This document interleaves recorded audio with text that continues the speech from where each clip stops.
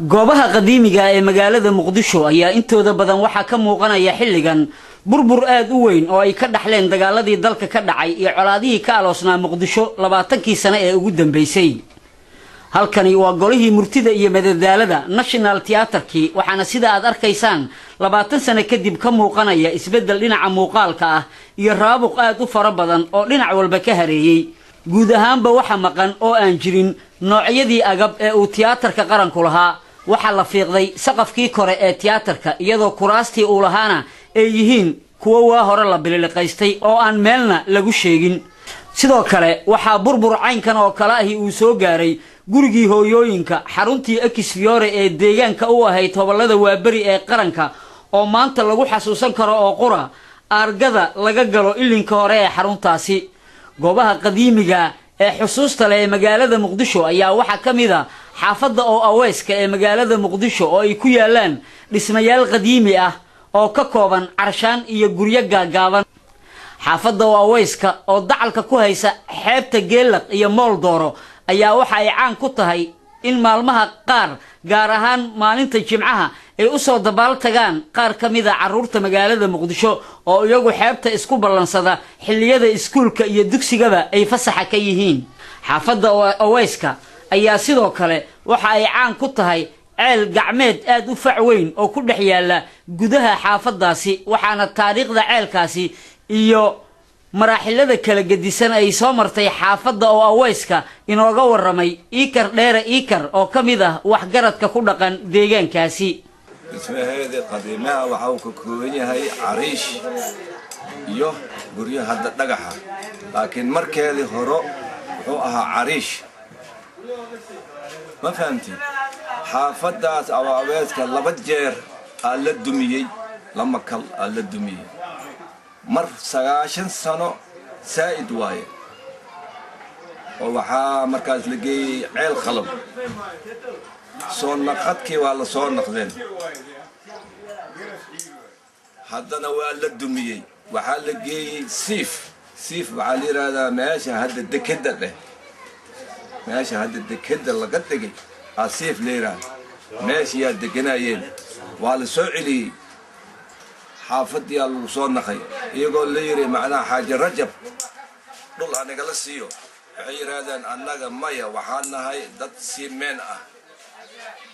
oo bad ka shaqaysto annaga waxaan rabnaa meesheeni horo badda afkeedii sidii lagu soo celiyay waana degan yihiin ceela ku yaal 2 duqsina waa ku taal wakasti دربنا تليانيغا هورو يا معنا وريجي awaabeeska iyo Cabdulcasiis darbigooda waa isku mid. dadka ku dhaqan xaafadda oo aweyska noloshoodu maxay ku tiirsan tahay? noloshoodu waxay ku tiirsan tahay baddaas ama dunya aqaataan ama geed leeraado cilmi leeraado adigtaan oo saanfida iyo waxaas galo sidaas ku noolyihiin. marka laga soo tago xaafadda aweyska ayaa dhinaca kale waxa magaalada Muqdisho ku yaala masaajido dhismayaashoodu qadiim yihiin waxaana kamid ah masaajidadaasi masjidka Marwaas iyo masjidka Jaamacadda oo ku dhawaad muddo 10 sano ah dhisnaa waxaana labadaasi masaajidba ay ku yaalaan degmada Xamarweyne ee gobolka Banaadir. haddaba taariikhda masaajidadaasi gaar ahaan masaajidka Jaamacadda ayaa waxa VOA uga waramay Aweys Cali Boolay oo ah maamulaha masaajidkaasi. anaga waxaan ku sheegaa masaajidka in loo waqti u dhisan yahay meeqa sano camal oo yaraan waxa sida la sheegayo aan maqal ku qabno 942 sano waa tahay masaajidka 942 sano ayuu dhisan yahay Soomaa bal taariikhdiisa ka sheeg. dhulkan wuxuu ka hooseeyaa 5 mitir dhulka inta uu jiro hadaan soo degnay 5 mitir oo hooseeya macna waxa jiro shakhsi inta uu soo baxay Sheekh Abikar Muxdaar inta uu soo baxay reer faqi Sheekh Diin le inta uu soo baxay waa jaamac uu facweyn oo culimadu badigood inta ay ku soo kutubka ka akhrisan jireen kitaabada laga akhriyo waxa kamid ah tafsiir quraan حديث أحكام نحوي علم فقهي. أوكي waxaan rabnaa inaan nooga hadashid marka culimada kitaabadaas ama macluumaadkaas diiniga ka akhrin jirtay ee uu magac dheer bal magacdooda waxaad ka xasuusataa Sheekh Suufi jooga Sheekh Abdurrahman Sheekh Suufi kamida oo waxa kamid Sheekh Mohammed Faqa Yusuf oo waxa kamid Sheekh Muhaddin Macallim Mukarram minbarkan waxa sameeyay Sheekh Abdurrahman Sheekh Suufi qoraalkan kursiga waxa qoray Sheekh Abdurrahman Sheekh Suufi oo gacantiisa ku qoray muddo laga joogo ilaa 105 sano dhismayaasha faca weyn ee lagu soo xasuusan karo magaalada Muqdisho ayaa waxa kamida dukaamadii meemanka ee dahabka lagu iibin jiray bariisamaadkii kuwaas oo ku yaala suuqa Afridood ee degmada Xamarweyne dukaamadii meemanka ayaa waxa ay kamid yihiin goobaha nasiib darradu ku dhacday ee uu burburku haleelay guud ahaan waxa intii ay dagaalada sakoyay socdeen lala baxay oo la biliqaystay albaabadii dukaamadaasi meemanka iyadoo sidoo kalena bilicdii meesha ay dhimatay waxaana jira qashin iyo dukaafad aad u fara badan oo iminka ku xaydaaban afaafka hore dukaamadii Afridoodka ku yaalay ee meemanka gudaha barxadda Yaasiin Cartan ee ka soo horjeeda dukaamada meemanka sida aad u jeedaan waxa iminka laga rarayaa gawaarida BLka ee isaga kala gooshta xaafadaha kala duwan ee magaalada Muqdisho intooda badan iyadoo bariisamaadkiina ay barxadani xarun u ahayd gawaarida BLka qaarkood iyo tagaasida ka howlgali jirtay magaalada Muqdisho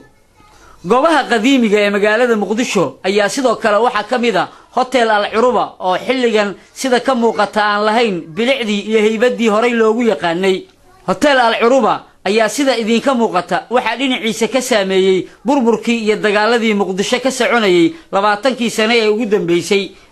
waxaana maanta Hotel Al Uruba ay fariisin u tahay ciidamada AMISOM ee ku sugan magaalada Muqdisho dhismayaasha iyo goobaha taariikhiga ee magaalada Muqdisho ayaa waxa kamida dhismihii Shaleeme Banaadir oo isbedel duleed ay ku rideen isku dhacyadii ka dhacay Muqdisho xilliyadii ugu dambeeyay shaneemadii iminka ma shaqeyso waxaana bedelkeeda ka furan goobtii ay ka dhisneed maqaayad ay dadku ka cunteeyaan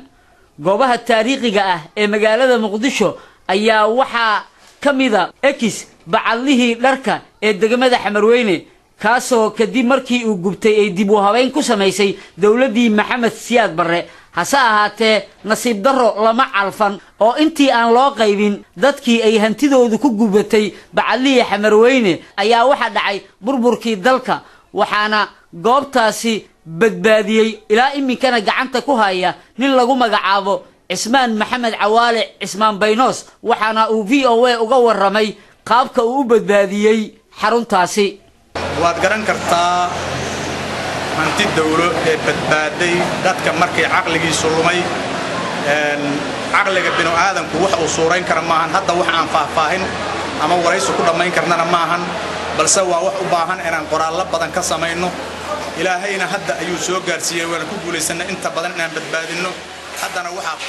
ku nool dad danyar ah oo Soomaaliyeed oo xabada ka soo cararay inta badan xaaladiisu 100% way jiraan xiriir badan dawladihii ama maamuladii kala bedelaa runtii hadda ka hor aan dhigi karno